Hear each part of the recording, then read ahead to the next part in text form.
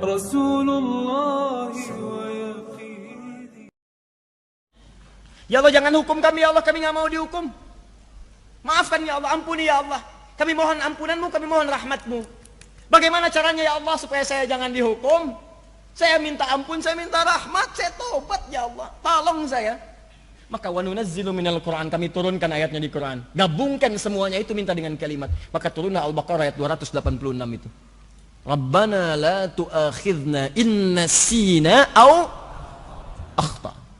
Rabbana wa la tahmil 'alaina isran kama hamaltahu 'ala alladhina min Rabbana wa la tuhammilna ma la taqata lana wa'fu afu waghfir ghafir ghaffar ghaffar ghafur warhamna rahmah anta maulana fansurna 'alal qaumil.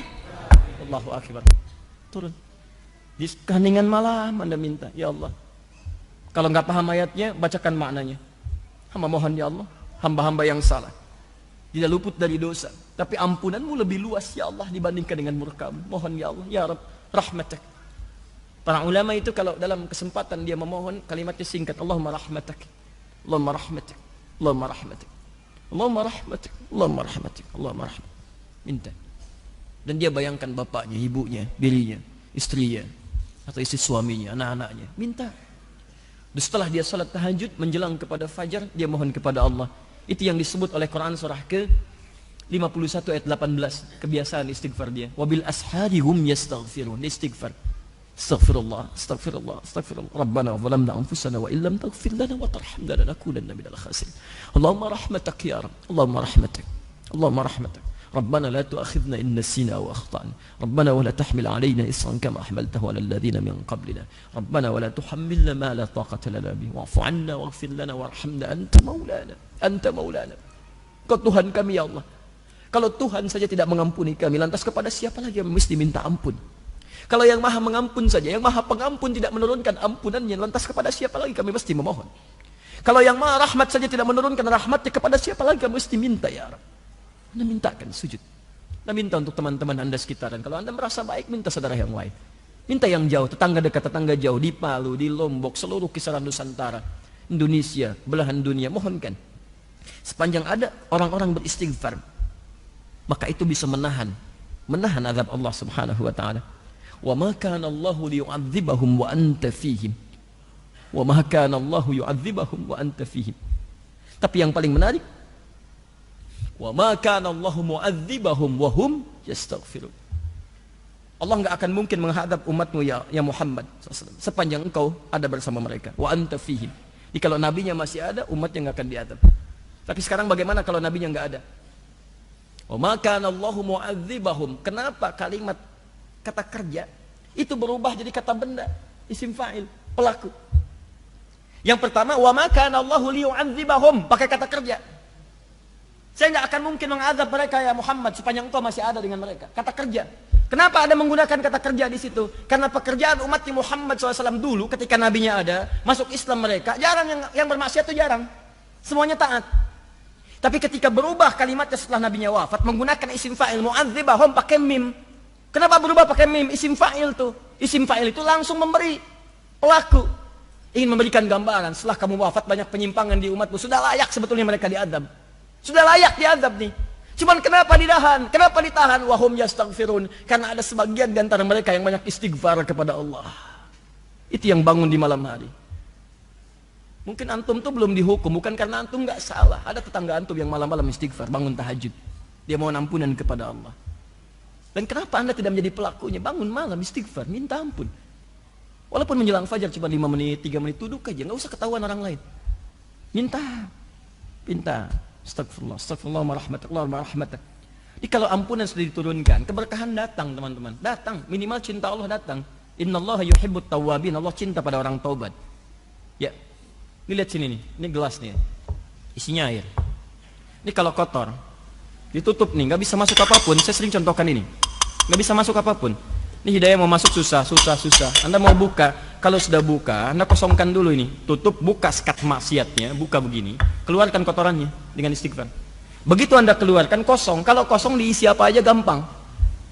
Maka sholat jadi gampang, baca Quran jadi gampang, sedekah jadi gampang, semua jadi gampang. Kalau sudah gampang maka sudah. Dekatlah Anda dengan Allah Subhanahu wa taala. Maka ini tawaran yang kedua. Ada ayat-ayat Quran yang jadi bimbingan Anda untuk lebih dekat kepada Allah sekaligus menghapuskan dosa-dosa yang pernah dikerjakan. Ingat, tidak ada manusia yang sempurna. Tidak ada manusia yang tidak pernah salah. Kecuali Rasul, Nabi yang sifatnya maksum. Tapi kita yang bukan Nabi dan Rasul pasti pernah berbuat salah. Tapi rahmat Allah memberikan jaminan untuk menghapuskan semua kesalahan itu. Jadi kalau Anda tidak mengambilnya, bukan Allah yang salah, manusianya yang memang tidak ingin berubah jadi lebih baik. Paham sampai sini? Baik. Jadi itu yang dimaksudkan wa nunazzilu minal Qur'ani ma huwa syifaa'un wa rahmatun. Makna rahmat yang pertama, ampunan dari semua dosa. Maka saya ajak, yo bangun ya malam-malam. Biasanya suka ada yang nginap di sini tuh. Jumat baru pulang pagi. Nanti saya tugaskan imam barusan untuk mengimami malam ini. Ya, untuk bisa sholat dengan beliau nanti malam, ya. Dan bacakan tuh ayat-ayat tobat dengan izin Allah Subhanahu wa taala. Mudah-mudahan dosa-dosa kita diterima oleh Allah untuk diampuni, Dua, makna rahmat. Makna rahmat. Rahmat itu bisa jadi juga kasih sayang yang mengantarkan hamba pada sebuah solusi. Kasih sayang Allah yang mengantarkan hamba pada sebuah solusi dari masalah yang sedang ia alami. Masya Allah. Dari masalah yang sedang ia alami. Jadi kalau Allah ingin memberikan solusi, jalan keluar bagi seorang hamba untuk mengatasi persoalan yang sedang ia hadapi, itu sebelum diberikan solusi, rahmat dulu diturunkan. Rahmat. Awas. Dalilnya kita ambil Quran surah ke-2 Al-Baqarah ayat 155 sampai 157. 155 itu ujiannya, contohnya. 156 kesabaran dalam menerimanya. 157 rahmat dan solusinya. Ya. Kita ambil langsung ayatnya, kita bacakan. Paling kiri sebelah atas. Wala nabluwannakum bisyai'. Dan setiap kalian yang hidup pasti kami akan uji dengan berbagai macam ujian kehidupan. Jadi hukum kehidupan mengatakan setiap orang hidup pasti akan bersanding dengan ujian. Ujian ini sifatnya masalah.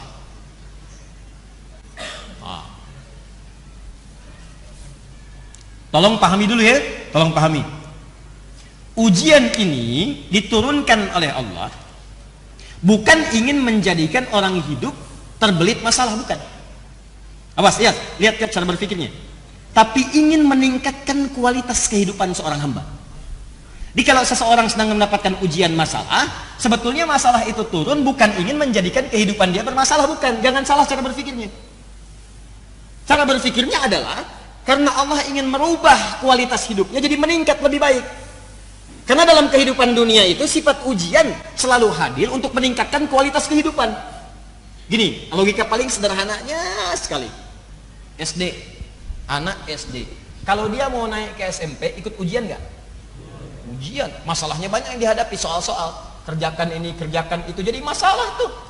Dia pikirin, ibunya kemudian ikut terlibat, bimbing, ajarin ini, ajarin ini, ajarin ini. Ini baca ya, ini ibu Budi, ini bapak Budi, ini tetangga Budi, ini tasnya Budi, ya ini kucingnya Budi. Dia tanya, kenapa semuanya punya Budi? Nah itulah orang Budi itu orang yang sangat kaya, punya semuanya, tapi kekayaannya tidak membuat dia jauh dari Allah Subhanahu Wa Taala. Mau seperti Budi? Mau mah, udah gitu. Ayo baca. Kalau kamu bisa baca dengan baik, besok atasi ujian itu, kamu insya Allah dekat seperti Budi. Semangat dia. Begitu di jalan dia mau masuk ke sekolah, wah ini ibu Budi, ini bapak Budi, masya Allah. Sampai ke gurunya mengatakan, pak ini ibu Budi. Padahal ibu dia namanya Asep. Sini. Nah, jadi anak SD itu diuji bukan untuk membuat dia bermasalah, tapi supaya kualitas keilmuannya meningkat, mentalnya naik, bagus. Apa ukurannya? Ujian. Kalau sudah lulus dari situ baru masuk SMP. Sebab kalau tidak diuji, bagaimana ketahuan dia mampu menjalani tingkat kehidupan dari dia di SMP? Tingkat pendidikan dia di SMP, pelajaran dia di SMP, mesti naik dulu statusnya. SMP pengen masuk ke SMA, ikut ujian. SMA pengen masuk kampus, ikut ujian. Dari kampus pengen dapat ijazah, ikut ujian. Nggak ada tiba-tiba ujug-ujug orang dapat ijazah. Ikut ujian. Walaupun formalitas ilmunya lebih tinggi dari dosennya, tetap akan ikut ujian. Disidang sama dosen, tetap ikut. Kenapa? Karena itu hukum kehidupan. Anda di rumah tangga, Anda di kantor, Anda di kehidupan sosial, pengen hebat, naik status, pengen lebih mulia, pengen lebih kuat, pengen naik status sosialnya, pengen lebih tinggi kedudukan, ikut ujian. Anak SD ada diuji, masa Anda enggak? Kalau Anda enggak siap menghadapi ujian, tanyakan sama anak SD. Bagaimana cara menghadapinya? Kalau Anda tidak siap menghadapi ujian, malu sama anak SD. Anak SD ada diuji, masa ada yang lulus SD nggak mau diuji? Anak SD aja belum berumah tangga, Anda sudah berumah tangga. Yang belum berumah tangga lulus ujian, masa ada yang berumah tangga nggak mau diuji? Ini siapa? Halo? Nah, itu ya. Apakah jomblo diuji? Diuji, sama aja. Ada ujian persaingan, ada ujian macam-macam, kan? Ya, nanti kita bahas lain waktu. Jomblo syariah, jomblo sengketa, jomblo fisabilillah. Ya. Dari sini. Sekarang jadi itu cara mengatasinya ya. Cara memahaminya kalau sedang dapat ujian, berarti ingat. Pertama kali yang harus Anda yakinkan pada jiwa, kalau prinsip Quran ini dipakai, Anda akan nikmat dalam menghadapi ujian. Bahkan ada orang-orang yang gembira ketika diuji. Malah kalau nggak diuji, dia sedih tuh. Kok nggak diuji ya? Kok nggak diuji? Berarti ada yang tidak diinginkan dalam kualitas hidupnya. Bahkan orang-orang itu ada yang gembira. Wabasyiris sabirin. Orang sabar itu pasti gembira. Berikan kabar gembira pada orang sabar. Siapa orang sabar? Orang yang diuji. Dia ada orang-orang yang ketika datang ujian dia malah gembira. Allah, terima kasih turunkan ujian pada saya, bukan pada yang lain. Mau naik status hidup saya. Mau naik. Jadi pertama kali tanamkan pada jiwa, kalau Anda sekarang sedang mendapat ujian, berarti kualitas hidup Anda akan meningkat. Nah, Masya Allah. Naik Anda di hadapan Allah Subhanahu wa taala. Yang kedua, pahami betul ya, pahami ini. Jadi kalau cara memandang kita seperti ini, kita akan lebih tenang dan lebih siap menghadapi berbagai ujian. Kedua, ingat baik-baik kalimat ini. Ini kalimat Quran. Allah tidak akan pernah menguji seseorang di luar batas kemampuannya. Ujian itu selalu menggunakan di Quran kalimatnya sama dengan pertama sesuai dengan kemampuan. Di ujian itu berbanding lurus dengan kemampuan. Orang yang tidak mampu mengatasi ujian gak akan diuji. Demi Allah saya katakan, ada ujian yang diberikan kepada Anda, bukan pada saya. Itu Allah memandang Anda yang sanggup, saya nggak mampu. Saya mah apa tuh? Ya, Anda yang mampu, makanya nggak dititipkan kepada saya. Jadi Anda nggak usah mengeluh, Anda mestinya bangga. Karena kaidah mengatakan dalam Al-Quran ayatnya jelas, la yukallifullahu nafsan illa, nggak akan pernah Allah menguji seseorang di luar batas kemampuannya. Jadi kalau Anda merasakan ujian berat sekali, ya Allah, kenapa mesti saya? Why me? Kata Allah, why not? Kenapa tidak? Kamu yang mampu, Adi Hidayat nggak mampu, makanya nggak saya titipkan ujian pada Adi Hidayat. Cuman kamu yang mampu. Di Anda dipercaya oleh Allah, kenapa Anda nggak yakin pada diri sendiri? Makanya ketika ada ujian seperti itu, tanamkan pada diri, alhamdulillah saya yang dipilih. Saya yang dipilih. Tidak orang lain. Pasti ada hikmah bagi saya. Alhamdulillah ya Allah, engkau percaya pada saya bukan yang lain, karena saya sanggup. Tapi jangan berlebihan. Bikin status. Memang cuma saya yang sanggup, yang lain tidak. Ceklik. Oh. Dah? Nah, jika sudah seperti itu, hatinya enak. Enak. Kan? Terakhir, ingat. Terakhir cara menyikapinya, ini saya belum ke rahmat nih. Di balik segala ujian, selalu ada solusi. Ingat itu. Inna ma'al usri, setiap ada persoalan sesulit apapun akan ada solusi, bahkan yang semudah, lebih mudah daripada senyuman. Yusra, ringan, gampang. Bahasa psikologinya sederhana. Kalau Anda sedang diuji, langsung katakan pada diri Anda, pasti selesai, pasti beres, nggak mungkin nggak selesai. Itu meringankan beban kita, teman. Begitu Anda sedang punya masalah, katakan pada diri Anda, pasti beres, pasti ada solusinya. Nggak mungkin Allah sayang saya, kualitas saya meningkat, pasti selesai, pasti selesai. Kamu bisa di Hidayat, kamu bisa, kamu bisa. Katakan pada diri Anda. Ini sebetulnya kalimat-kalimat Quran, cuma itu maknanya diadopsi, diterapkan di tempat-tempat lain. Bahkan yang nggak beriman pun mengambil kalimat itu. Silahkan cek, mereka katakan kamu bisa, saingi dia, kamu bisa, kamu bisa. Dalam olahraga, kita bisa, kamu bisa, ini itu dan sebagainya. Orang Jepang tuh banyak mengatakan itu. Dalam permainan pun dia katakan itu. Itu ada benteng Takeshi itu. Wah, mau berlomba menaklukkan Takeshi. Wah, bikin ini benteng Takeshi. Kau bisa, kau bisa, kau bisa. Wah, Ustadz hafal. Pernah sekali lah lihat saya itu. Dia selalu menyesuaikan. Ada solusi. Dulu kan banyak. Nggak seperti sekarang tayangan-tayangan. Saya nggak tahu. Kalau dulu cuma sekilas lihat ya. Ada Setia Baja Hitam. Ya, Kotaro Minami. Tuh, wah, kan itu RX Bio, RX Robo kan begitu kan? RX Bio yang warna biru, RX Robo warna merah kan? Dan selalu menyesuaikan musuhnya. Solusinya ada. Kalau robot jadi Robo. Ya, pedang matahari, tendangan maut. Ya, ada semua tuh. Hafal saya. Melewat segitu. Ya, Son Goku, Son Gohan, Kamehameha, itu lawannya Piccolo, macam-macam. Disesuaikan. Rambut berubah jadi emas, macam-macam. Dulu ada Senseiya gitu kan. Nah, kemudian ada yoga, ya, debu-debu intan, ada Pegasus, ada Andromeda temannya pakai rantai, ada Rika, ada Ryu, macam ada semua lah. Itu. Saya nggak nonton yang begituan, cuma lewat tuh ada, saya lihat tuh, sesuai juga ya. Kalau dunia fiksi aja ada, kenapa di Al-Quran tidak ada? Iya. Halo? Nah, itulah dia. Pegasus dulu yang nolongin Athena. Athena itu siapa? Athena itu anaknya Zeus. Zeus menikah dengan Metis. Metis itu dia waktu mengandung ada apa namanya? Ada ramalan bahwa anak keduanya laki-laki akan menghancurkan kerajaannya Zeus seperti Zeus menghancurkan Kronos bapaknya. Kronos tuh, ya. Maka dia ketakutan, dia telanlah Metis saat dia mengandung. Begitu dia telan, keluarlah kemudian Athena. Athena keluar menggunakan topeng perang. Begitu dibuka saya Athena. Maka dia kemudian muncul jadi dewi yang sangat mahir dalam peperangan. Saya itu melawan musuh-musuhnya, ada Ares, ada macam-macam. Kemudian dia berteman dengan Poseidon, dengan anaknya dan seterusnya. Kemudian dapat ada semuanya lah itu. Ya, itu cuma fiksi. Tapi ada. Kenapa kita yang diberikan hal yang nyata nggak dipraktekkan? Itu poinnya. Ya, balik lagi ke sini. Ya, jadi kalau Anda sedang diuji, saya bisa. Terima dulu. Jenis ujiannya macam-macam. Minal khauf, khawatir, takut. Mulai merasa khawatir, besok bagaimana, pulang dari sini seperti apa, ada nggak kendaraan, ya kan? Kalau mutar kemana, tadi barusan ke sini, tiba-tiba ngelihat kren besar sekali, ada 50 ton kren di situ, wah khawatir nih, bisa nggak masuk, mau belok mau nggak? Ya, ini alhamdulillah nih kita sedang proses, seperti kami sampaikan, mudah-mudahan Allah percepat, nanti Desember kita selesaikan, kita resmikan bareng-bareng, dan kita wakafkan untuk kepentingan umat Islam. Ini proyek besar kita untuk menjadi pusat Al-Quran, insya Allah sedunia, insya Allah. Insya Allah, ya, insya Allah akan jadi pusat Quran. Kita akan turunkan inspirasi dari Indonesia dan kita akan buka nanti beberapa tempat-tempat cabang-cabang di seluruh wilayah Indonesia untuk kita bermohon kepada Allah, Muslim Indonesia menjadi ahli Quran. Kalau sudah jadi ahli Quran, semua akan terbantu mendapatkan barakahnya. Bangsa terbantu, saudara terbantu, kerabat terbantu, karena tidak pernah ada yang buruk dari Al-Quran. Semuanya akan baik-baik, dari ujung kepala sampai ujung kaki. Itu harapan kita.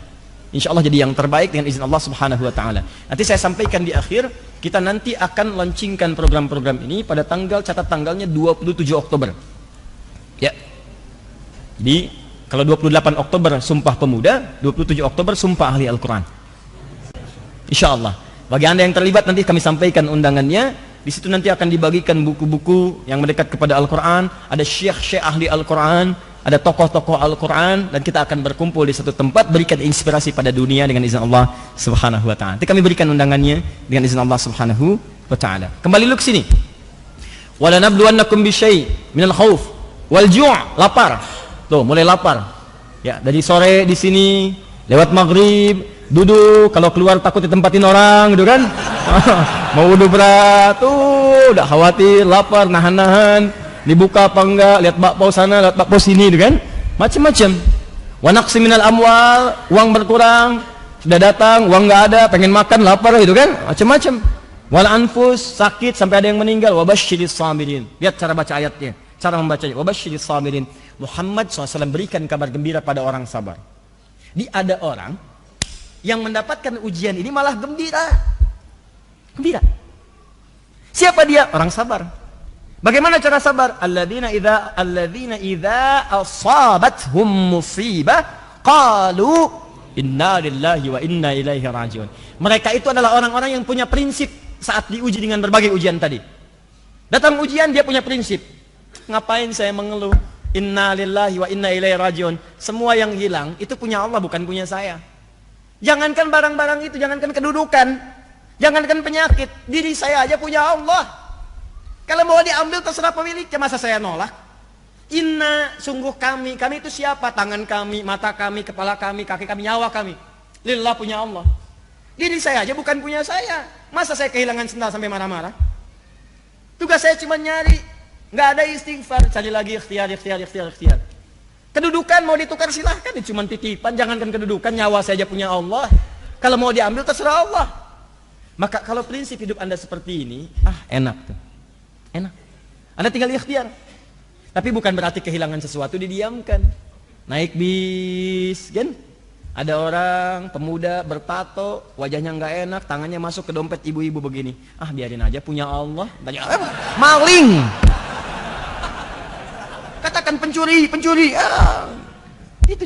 Jadi ikhtiar, ambil solusi. Yang menarik begini, orang-orang yang saat diuji, di rumah tangga diuji, di kantor diuji, mungkin Allah berkehendak menaikkan status saya. Alhamdulillah ya Allah. Ini kan darimu, pasti selesai. Nggak mungkin Allah engkau titipkan ujian kalau engkau nggak turunkan solusinya. Ya Allah, jangankan itu ya Allah, kedudukan. Tangan saya pun punyamu. Kalau engkau ingin tukarkan dengan sahabat saya ridha ya Allah. Mungkin dia lebih baik dalam pandanganmu. Terima kasih engkau titipkan kedudukan kepada saya selama ini. Dan mohon terima amalan-amalan saya dalam menggunakan kedudukan itu ya Allah. Jangan jadikan hati saya rakus terhadap kedudukan ya Rabbal Alamin. Apalagi dengan itu saya menyengsarakan orang-orang yang saya pimpin ya Arhamar Rahimin. Ampuni dosa-dosa saya ya Allah. Jangan biarkan keluhan di salah seorang yang saya pimpin ya Allah menjadikan saya mendapatkan murka darimu. Saya takut ya Allah. Kalau semua pemimpin punya prinsip seperti ini, nggak ada orang saling menjatuhkan untuk mendapatkan kepemimpinan. Dan hebatnya teman-teman sekalian, ketika perasaan itu ada, turunlah kemudian pujian dari Allah. Ayat 157-nya. Ulaika ala salawatim min rabbihim. Orang-orang yang sabar saat diuji, menerima, dia berikhtiar, sabar menerima, terus berikhtiar mengatasi, tidak mengeluh. Dia berusaha, maka dipuji oleh Allah. Allah, Masya Allah. Kamu ini hamba luar biasa. Yang lain mengeluh, kamu bersabar. Yang lain cuma mengeluh, kamu cari solusi, kamu berikhtiar. Luar biasa. Setelah itu apa yang diberikan? Rahmat. Ulaika alaihim salawatun min rabbihim wa rahmat. Kasih sayang Allah turun untuk mengantarkan pada solusi. Jadi begitu Anda sabar, sebetulnya orang sabar itu lebih dekat kepada solusi dibandingkan pengeluh yang mengeluhkan setiap persoalannya. Jadi kalau Anda bersabar saat ujian, Anda sudah mendapatkan setengah solusi. Setengah solusi. Setengahnya lagi Allah akan turunkan melalui kesabaran Anda dalam berikhtiar. Jadi begitu Anda sabar, datang pujian. Turun rahmat. Begitu turun rahmat, lihat ujung ayatnya. Wa ulaika humul muhtadun. Dan mereka itulah orang yang akan diberikan solusi, petunjuk untuk mengatasi persoalannya. Tuh. Sederhana sebetulnya. Ya, cuman teorinya nggak mudah dipraktekkan, tidak mudah. Ya. Kadang-kadang persoalan di rumah tangga selesai dengan senyuman. Tapi untuk senyum aja nggak mudah. Ya, nggak mudah kadang-kadang. Nah itu butuh kesabaran. Datang persoalan di kantor yang dimarahin anak-anak. Dia udah gambar mau tunjukin kepada Anda karya dia itu selama 8 jam dia tungguin. Begitu Anda datang dia sambut di depan pintu. Papa, diam kamu. Kenapa Pak? Kamu lagi ikut-ikutan. Yang salah siapa? Terus pintu dibanting. Salah pintu apa? Kalau pintu bisa bicara, bukan bulan aja yang diharapkan bisa ngomong, kan? Pintu bisa-bisa dia akan berkata, salah siapa sampai dibanting begini? Salah kamu mau dibanting? Nggak bisa juga begitu. Balik. Nah, kalau Masya Allah, kadang-kadang ibu juga menyambut begitu, Bu, cari lawannya Bu ya, Pak cari lawannya. Ingat, saya kasih solusi ya, sederhana. Kalau ada sesuatu hal yang tidak menyenangkan, cari lawan positifnya. Itu insya Allah cepat selesai. Cemberut lawannya apa? Senyum. Jadi kalau ada orang cemberut, antum senyum, gak usah marah. Istri cemberut misalnya kan, dicemberut kan datang. Assalamualaikum. Kayaknya kenal. Papa. Kenapa? Udah cerita beres. Jadi cemberut. Antum lagi marah. Kenapa kamu? Emang kenapa? Sudah. Udahlah. Tapi memang teorinya mudah, prakteknya itu tidak semudah yang dikatakan. Ustadz juga sama aja. Sama. Makanya jarang ada ustadz ceramah bawa istrinya, jarang sekali. Ini live ya. Kita selesaikan di rumah ya. Oke, insyaallah. Paham? Jadi sekarang apa ayat-ayat tentang rahmat itu? Kalau sedang punya masalah, kan? Nah, sambungkan lagi. Ayo, teori besarnya kan kerangkanya di Quran surah 17 ayat 82. Apa ayat-ayatnya untuk mendapatkan rahmat tuh? Kalau di rumah tangga ada masalah, bagaimana cara mendapatkan ayat rahmat? Kan kata Quran, wa nunazzilu minal Qur'ani ma huwa syifaa'un wa rahmatun. Di antara makna rahmat, solusi dari masalah. Nah, kalau Anda sedang punya masalah, baca ayat Quran, pelajari, praktekkan dalam hidup. Apa ayatnya?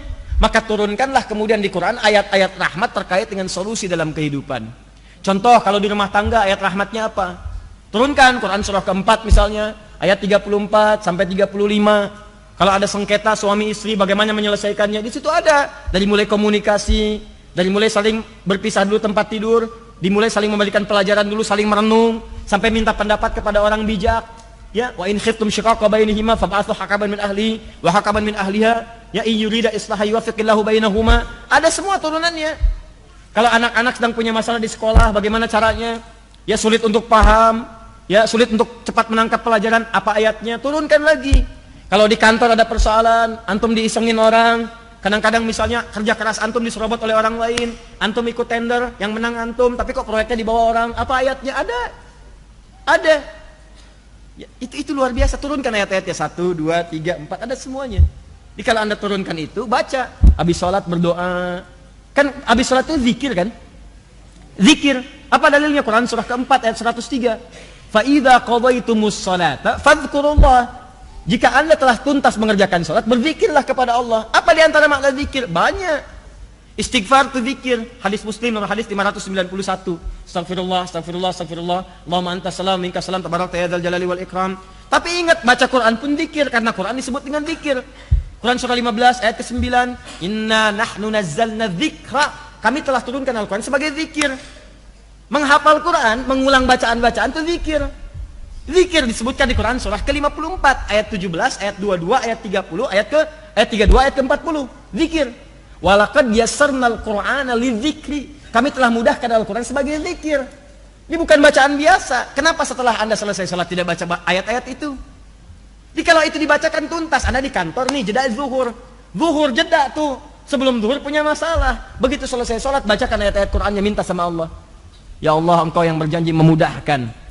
Engkau yang katakan dalam firman-Mu, ya Allah, yuridullahu bikumul yusra wa la yuridu bikumul usra. Engkau menginginkan kemudahan bukan kesulitan. Engkau yang menjadikan solusi ya Allah dalam setiap kehidupan. Engkau yang katakan inna ma'al usri yusra, inna ma'al usri yusra. Ya Allah, Engkau katakan setelah pekerjaan selesai, lapangkan ya Allah, siapkan dan siapkan untuk selanjutnya. Fa idza faraghta fansab wa ila rabbika farghab. Ya Allah, Engkau yang katakan kepada Rabb kamu bertawakal. Saya sekarang bertawakal ya Rabb. Saya telah berikhtiar, saya telah berusaha, saya telah mengatakan apa yang, menyampaikan apa yang telah Engkau katakan.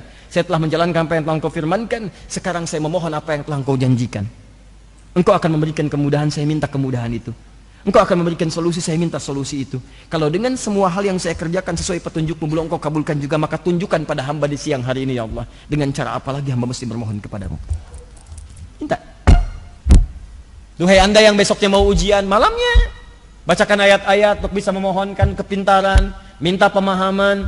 Allahumma ya Allah, Engkau yang memudahkan orang untuk belajar ya Allah. Engkau yang turunkan ilmu, Engkau yang menyebut dirimu dengan Al-Alim. Hamba mendekat kepadamu ya Allah. Dan Engkau janjikan siapa yang mendekat meningkatkan takwa, Engkau tambahkan pengetahuan. Bahkan Engkau ajarkan pengetahuan. Ya Allah, Engkau yang berfirman dalam ayat-Mu ya Allah, wattaqullah wa yu'allimukumullah. Engkau tingkatkan takwa, aku ajarkan pengetahuan. Engkau yang berfirman dalam ayat-Mu ya Allah, wa ma kana al-mu'minuna liyanfiru kaffah falaula nafara min kulli firqatin minhum ta'ifatun liyatafaqahu fid din. Engkau yang firmankan dalam ayat-Mu ya Allah, yarfa'illahu alladhina amanu minkum walladhina utul ilma darajat. Engkau yang firmankan ya Allah, wa ma utitu minal ilmi illa qalila. Ya Allah ya Rabb, hamba memohon sebagian dari apa yang Kau janjikan itu. Ajarkan hamba pengetahuan ya Allah.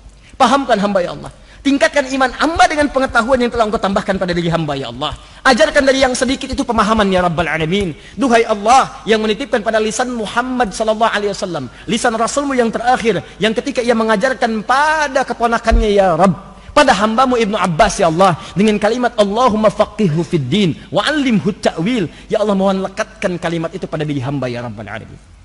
Pahamkan hamba ya Allah. Mudahkan hamba dalam mengatasi ujian-ujian pengetahuan.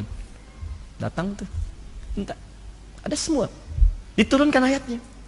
Turunkan. Bikin. Anda punya masalah apa? Makanya setiap persoalan-persoalan itu diidentifikasi. Sebelum sholat dilihat. Nanti cari ayat yang sesuai. Minta. Keluarkan ayat itu yang dimaksud. Wa nunazzilu minal Qur'ani ma huwa syifaa'un wa rahmatun. Ayat-ayat rahmat turunkan. Jadi kan yang dibaca itu aja. Qul a'udzu birabbin nas, qul a'udzu birabbin nas, malikin nas, ilahin nas, min syarri waswasil khannas alladzi yuwaswisu fi sudurin nas minal jinnati wan nas. Ya sudah, mimpi ketemu jin, jalan di jalan ikutin jin dan sebagainya.